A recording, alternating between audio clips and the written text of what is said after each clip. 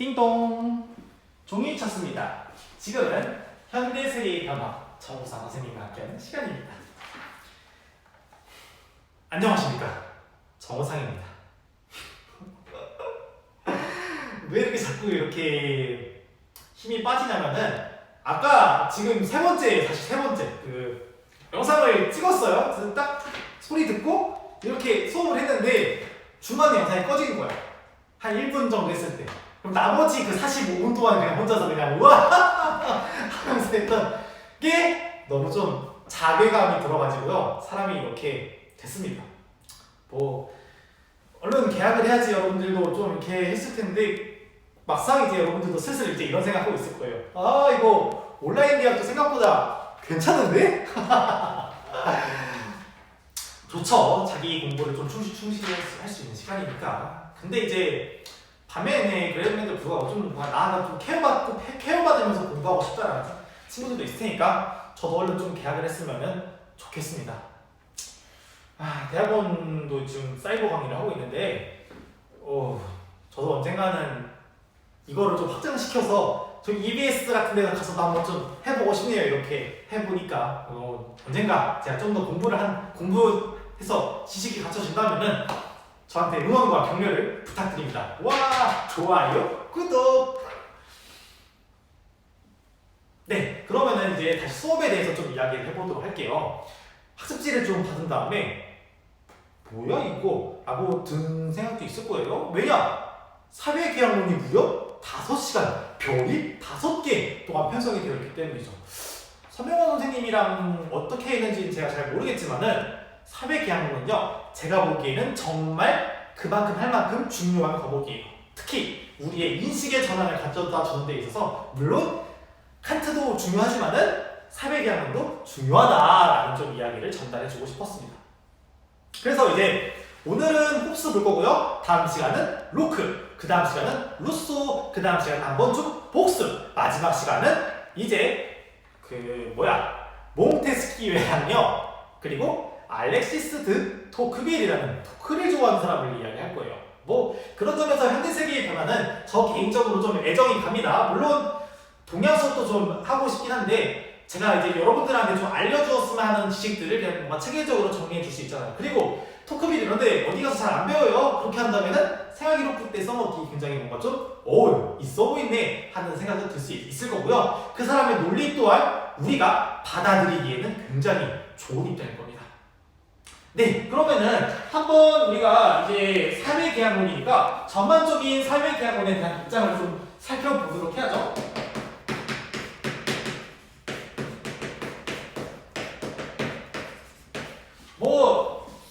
솔직히 이야기하자면은 여러분들은 이거 이미 한번 배웠잖아요. 시험도 봤으니까 대부분 잘 알고 있을 거라고 생각해요. 그럼 요약하면은 뭐가 됩니까? 사회가 뭘 통해서 여기서 말하는 사회가 이제 국가라는 의미로도 정리가 될 수 있겠지만은 이 국가가 뭘 통해서 만들어진다? 네, 바로 계약을 통해서 만들어진다라고 이야기를 하게 되겠죠. 근데 계약을 한다면은 뭐가 있어야 되겠습니까? 그냥 공기 두 명이 말도 안 되죠. 계약을 하는 주체가 있어야 되지 않겠습니까? 계약을 하는 주체가 이제 누가 되겠습니까?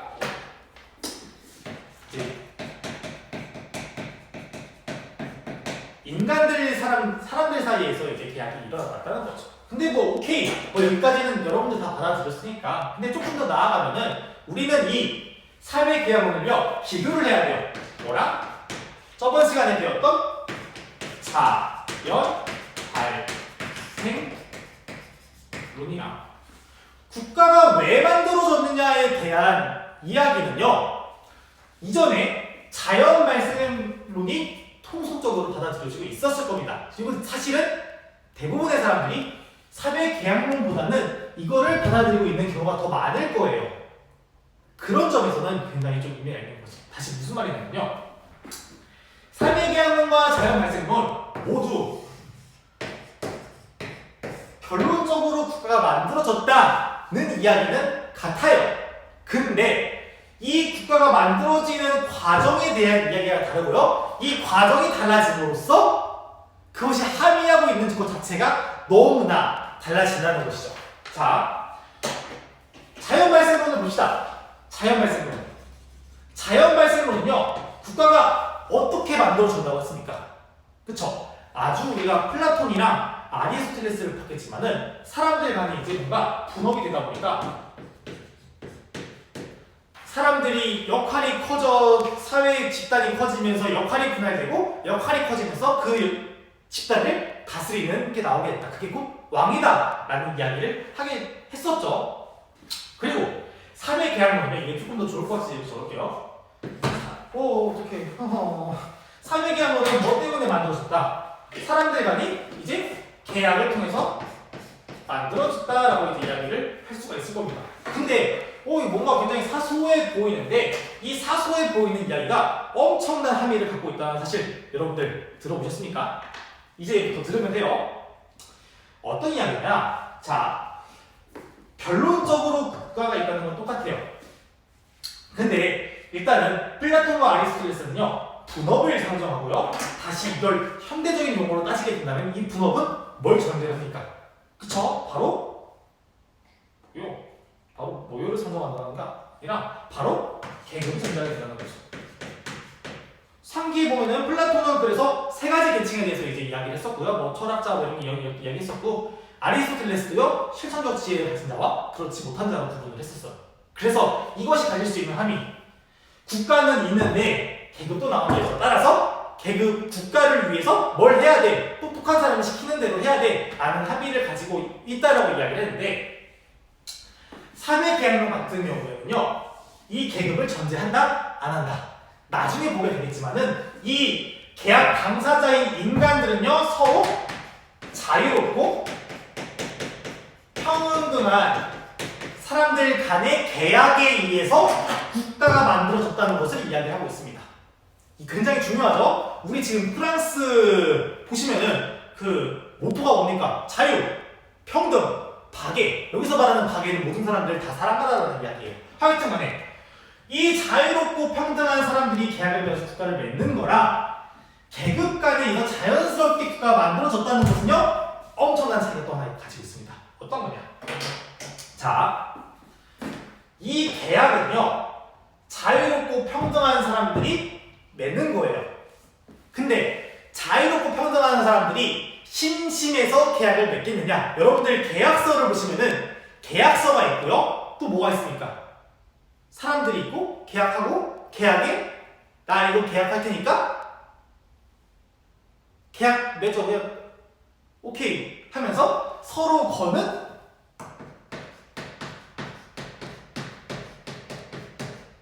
조건이 있다는 거지. 계약서는 어떤 특정 조건을 가지고 쓰는 거잖아요. 내가 이 돈 줄 테니까 너는 이런 거 해줘 라는 거, 내가 이거 해줄 테니까 넌 나한테 이거 해줘 라는 조건을 가지고 맺는 계약이에요. 반면에 자연 발생론은요, 국가는 그냥 자연스럽게 생겨나. 따라서 그런 점에서 너희들은 국가에 무조건적으로 복종해야 돼 라는 이야기를 가지고 있습니다. 자, 근데 이제 뭐 무조건적인 복종이니까 그 존재주의 쪽으로 나아간다는 이야기는 이전에 했으니까 생략하고, 우리가 이번 시간에 볼 거는 이거예요. 조건이 뭐야? 무조건이야 짜짜라가 아니라요. 조건을 걸어버리는 순간 굉장히 큰 의미가 생겨난다는 거죠. 자, 나는 계약을 맺을 거야. 그 대신 나한테 이거를 해줘. 오케이, 여기까지 이해되죠? 근데 문제는 뭐냐? 조건을 충족할 때는 오케이, 국가 유지돼. 근데 여기서 터닝 포인트는 뭐냐? 너네 그 조건 못 지켰을 때에는 어떻게 할 거야? 그거 너 나라 맞아? 라는 이야기를 하게 된다는 거죠. 그런 점에서는 이게 진짜 중요한 거예요. 사회계약한테 가지고 있는 의미. 자연 발생론 보세요. 무조건적으로 복종해야 돼. 무조건적으로. 근데 사회계약론은요 조건적으로 복종할 수 있어요. 뭐? 그 조건을 이행하는 경우에는 내가 복종하는데, 조건을 안 했을 때에는 나는 그 나라 인정 안 해. 왜? 우리는 자유롭고 평등하니까. 다시 계약 맺으면 되지. 자, 다시 계약 내지는 다시 돼서 합의가 될 수 있겠죠. 자, 아까 자연 발생론은요 무조건적으로 복종한다는 점에서요 주가는요 철저하게 개인보다 우위에 있습니다. 그리고 다시 이제 아리스토텔레스 생각해 보세요. 개인의 행복은 국가에서만 실현된다고 이야기를 했습니다. 근데 이 조건이 달려져 버린 사회계약론에서는요 이거랑 다시 정반대인 어디다 적어야 되나? 그래요. 여기가 이렇게 국가는 개인보다 열세에 있다라는 결론이 나오게 됩니다. 대부분의 이 나라들이 아마 이 상태를 가지고 있을 거예요. 그래서 나라는 개인한테 봉사를 한다라는 취지에 있어서 복지정책 같은 것도 열심히 수립하고 운영하고 있는 거고 개인의 생명을 살리기 위해서 많은 노력들을 가지고 있는 거죠. 그런 점에서 사회계약론이 가지고 있는 의미가 있는 거지. 왜? 나라는 개인한테 봉사해야 돼 라는 정신을 살렸으니까. 자연 발생론 복종해. 이거 어디로 나왔어? 그래서 무조건 복종.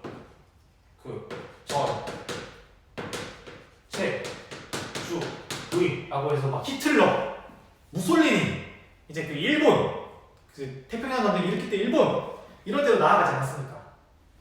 그런 점에서는 이게 굉장히 우리한테 의미가 있다라는 걸 좀 한번 좀 알아주시고요.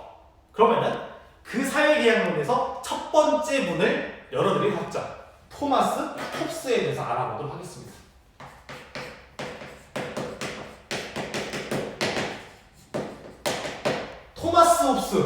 토마스 어디서 생각납니까? 칙칙폭폭 기차 생각나죠. 기차. 그 기차가 어디 거예요? 영국 거? 오, 나도 몰랐어. 네, 토마스 홉스는 영국 사람이에요. 그럼 이제 하나 더 알아두셔야 될 건 영국이니까 경험론이구나 라는 거 좀 하나 감안해 주시고요. 그걸 좀 감안한 상태에서 알았으면 하는 거, 토마스 홉스는요 칠삭중이에요. 무슨 말이냐? 엄마 배에 7개월째 있을 때 나았다는 거예요. 왜? 이게 왜 중요해? 라고 할 수 있는데 토마스 홉스가요 그 당시 영국이라고 했잖아요. 그 당시 세계에서 가장 잘 나가는 국가가 어디였냐? 스페인이었어요. 스페인, 에스파냐. 그래서 아르마다라고 하는 무적 함대를 가지고 있었는데 토마스 홉스의 엄마가 스페인이 영국한테 쳐들어온다는 이야기를 듣고 놀라서 하니까 갑자기 토마스 홉스 하고 나서 하고 되었다는 게 이제 그 홉스의 이야기가 됩니다. 그래서 홉스도 그거를 알고 있었어요. 그래서 홉스가 뭐라고 하느냐? 나는 공포와 함께 태어났다.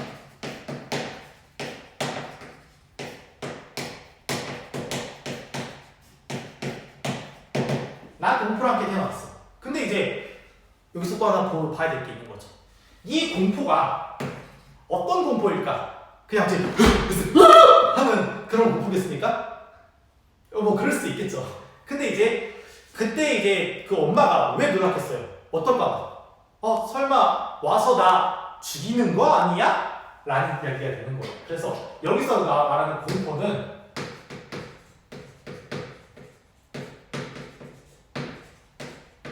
죽음에 대한 공포를 담당하게 되는 거고요. 이 죽음에 대한 공포가 홉스의 사상 전개에 있어 굉장히 큰 포인트를 차지할 것입니다. 한번 같이 알아보도록 할게요. 자, 그러면은 홉스에 대해서 알아보기 위해서는 먼저 뭘 봐야 되느냐? 이거 써버렸네. 첫째, 그냥 이거 지울게요. 이거 지우고 첫 번째, 홉스의 인간관에 대해서 한번 좀 보도록 할게요. 사실 이 홉스의 인간관은요 마키아벨리랑 비슷해요. 그리고 그 마키아벨리도 마찬가지로 중요하다고 했는데 홉스가 이거 설명하기 전에 홉스가 왜 그 서양 사상의 문을 열었다? 홉스는요 서양 사상의 오픈 더 무어 서양 근대 사고예요. 근대 사고의 문을 열었다고 이야기를 하는데 왜 홉스가 서양 근대 사고의 문을 열었냐는 평가를 듣는다면은 그 우리 첫 번째 시간에 중세 윤리에 대해서 배우지 않았습니까? 모든 것을 다 무슨 탓으로 돌린다. 이 세상을 관장하는 신탓으로 돌린 상태에서 그 상태에서 야 이제 정신 좀 차려라. 모든 것은 다 인간이 한다. 인간은 중심이야. 라는 쪽으로의 회기로 돌아온다는 점에서 의미가 있는 거죠. 그래서 생각해 보세요. 사회계약 문자에서 홉스만 군주론자고요. 로크랑 루소는요, 뭐 범주가 다르지만 다 민주주의를 옹호해요. 근데 홉스는 군주제를 옹호해요. 그럼에도 불구하고 홉스를 높게 쳐주는 이유. 이 사고를 본격적으로 시도한 사람이기 때문에 의미가 있다는 것입니다. 그리고 사회계약론에서도 사실 이 실험을 먼저 한 사람이 홉스다 보니까 로크랑 루소는 벤치마킹 한 거죠. 홉스가 의미가 있다는 거예요. 자, 그래서 다시 돌아와서 홉스의 인간관을 봐야 되는데요. 홉스에 따르면요, 어떤 존재냐, 개인은 이익을 추구하는 존재입니다. 이익을 추구한다. 사실 여러분들도 딱 생각해 보세요. 내가 가만히 있으면 난 뭐 했을까? 나는 이익을 추구하지. 뭐 자고 싶고 먹고 싶고. 여기서 말하는 이 이익이라는 건 욕구가 많다는 거예요. 욕구 추구. 그래서 홉스의 책을 보면요, 개인은 욕구를요 죽을 때까지 갖고 있다고 이야기를 해요. 죽을 때까지. 자, 근데 이제 조금 하나 더 알아줬으면 하는 거. 이익을 추구한다. 개인은 욕구를 추구한다는 말을 우리는 심리적 이익주의라고 합니다. 뭐 어려운 말은 아니죠? 개인은 이익을 추구한다. 근데 이제 여기서 조금 하나 더 알아두어야 될 거, 어차피 저는 윤리교사다 보니까 윤리랑 관련된 이야기도 알려준다면은 홉스가 여기서 나아가는 건 뭐냐? 개인은 이익을 추구한다. 그러니까 너는 너 자신의 이익을 추구해야 한다는 윤리적인 이해주의로 나아가게 된다는 거예요. 다시 이게 헷갈릴까봐 이야기할게요. 자, 이거는 뭐냐? 개인은 이익을 추구한다는 사실이고요. 너는 너 자신의 이익을 최대화를 해야 한다는, 이거는 당연히 나아가게 된다는 거지. 옛날에 사회과제 연구 가장 많이 틀린 서술형 문제가 생각나죠? 사실에서 당위를 도출하는 것은 뭘 구하냐?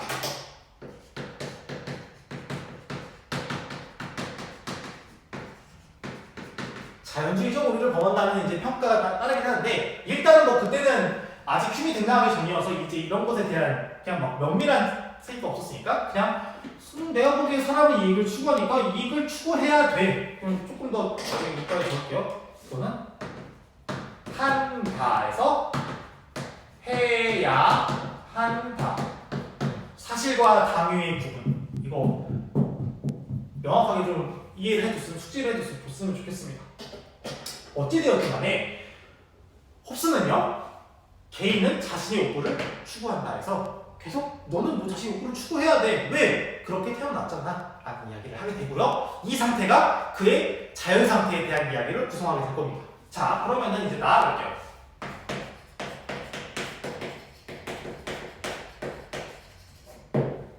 자연 상태인데 사실 여기에 대한 기한 결론부터 이야기할게요. 지금 여러분들 그 공부했었을 테니까.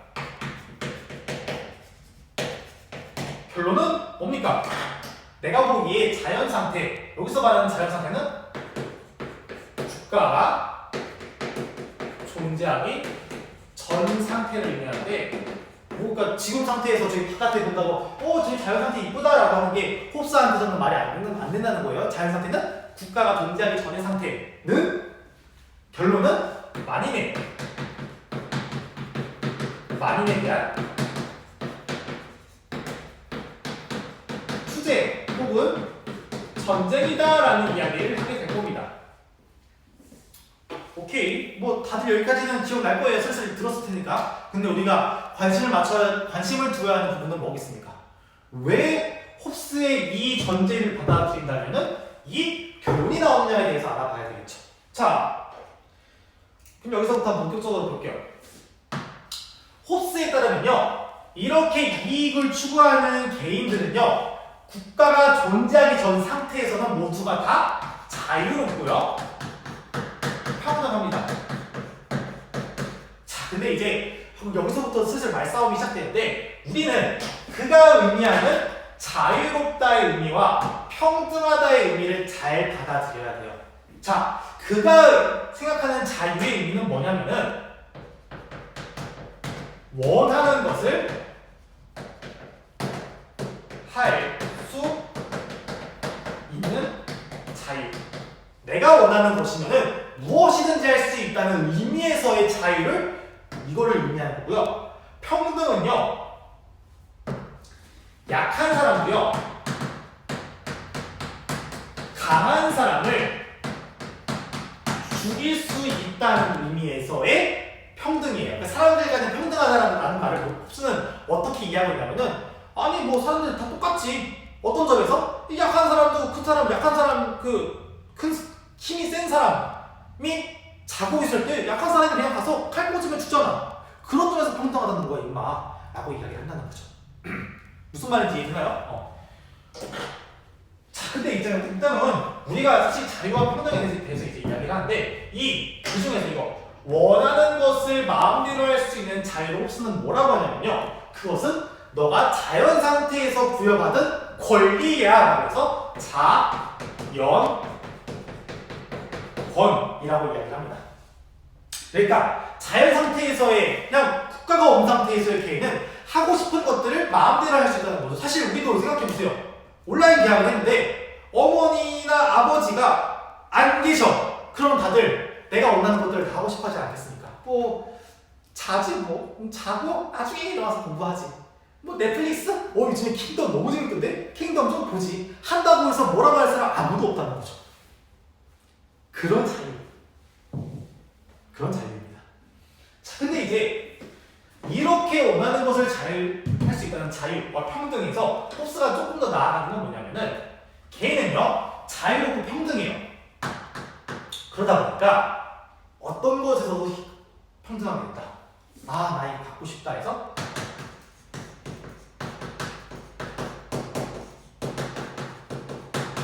희망도 평등하게 하게 돼요. 예를 들면 이런 거죠. 전자기기 좋아하는 친구 있습니까? 뭐 있을 수도 있고 없을 수도 있는데 저 같은 경우는 개인적으로 전자기기를 좋아해요. 근데 한 2주 전인가 아이패드 프로 4가 나왔어요.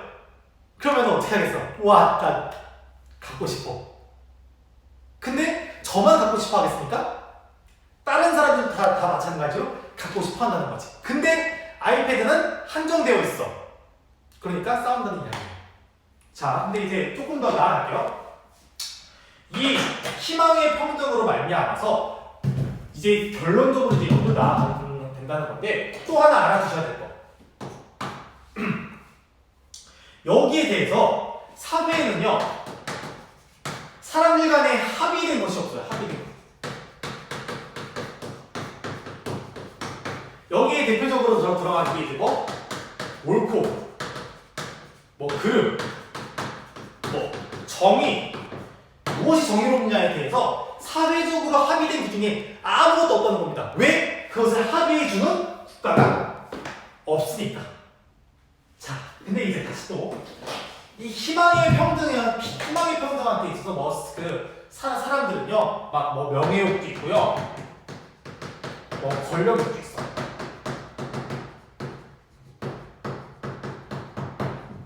명예욕도 있고 권력욕도 있는데 그것에 대해서 합의할 수 있는 기준이 없어. 나는 그러니까 내가 하고 싶은 거 다 할 거야. 사람들이 싸우게 된다는 이야기죠. 그래서 이제 뭐 이러한 결론들이 합쳐져가지고 여기로 나아가게 된다는 건데 여러분들이 하나 조금 더 알아뒀으면 하는 부분, 이 홉스의 이런 상태에서 도출되는 그가 하는 말은 뭐냐면은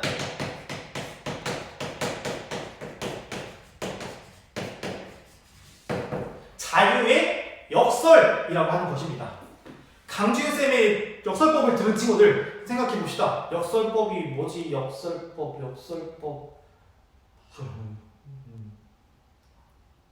저도 까먹었네요. 그 뭐지? 말 같지도 않은 말하지 마. 막 이런 거 있잖아. 그래서 하여튼 이 자유의 역설이라는 건데 이 자유의 역설이라는 게 무슨 말이냐? 사람들한테 애초에 자유로우니까 자유를 무제한적으로 누리다 보니 결국 아무도 자유롭지 않게 되었다.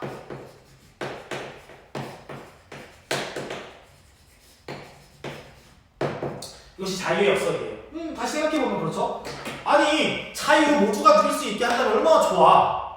근데 뭐야? 자유를 다 주다 보니까 사람들이 갖고 싶어하는 게 많은데 합의 기준이 없어서 싸워서 결국 아무도 자유롭지 않게 되네? 뭐야? 자유를 부여해줬더니 아무도 자유롭지 않아? 말도 안 돼. 말도 안 되고 그래서 이렇게 나온 거예요. 그래서 이제 한번 학습지 내용 보면서 정리하도록 하겠습니다. 자, 뭐 동그라미 1번 좀 볼게요. 자기 보존 추구하고 용당 지키면서 뭐 이렇게 한다라고 이야기했고요. 그 다음에 두 번째 자연 상태에서 K는 자유롭고 평등해요. 자유롭고 평등한데 자연권을 지녔어, 이거. 근데 사람들 간에 희망의 평등 생기고요. 어디서 희망의 평등 생기고 뭐 경쟁이랑 불신이랑 명예욕이 너무나 사람들이 많아. 욕구, 내가 이야기했죠. 욕구는 죽을 때까지 지속된다.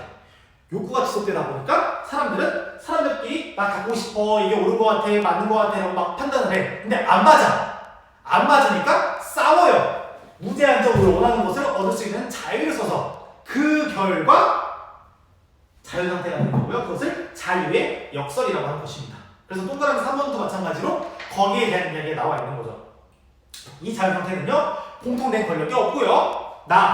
합의된 개념이 존재하지 않아요. 그 다음에 인간은 개인의 욕구랑 혐오에 따라서 행동합니다. 뭐 요구한다면은 추구하는 것이고 혐오한다면은 하지 않겠죠. 그래서 서로에 대해 싸우고. 그래서 라번 인간의 삶은 고독하고 빈곤하고 불쾌하고 잔인하면서 짧대요. 맨날 싸우니까 짧은 거지. 그래서 뭐 그 네모칸에 있는 내용들 한번 좀 보시면 되고요. 근데 이제 이렇게 이런 상태에서 인간이 계속 쭉 갔으면은 저희는 지금도 없을 겁니다. 근데 인간은 뭘 가지고 있다? 머리를 갖고 있어요. 근데 이 머리를 쓴다는 거지, 머리를. 그래서 이제 여기서부터 사회 상태로 나아가게 되는 것인데, 지금 여기 보시면요, 칠판이 굉장히 꽉 찼죠? 그래서 칠판을 한번 지운 다음에 다음 이야기를 진행하도록 하겠습니다. 네, 잠깐 이따 봐요. 안녕.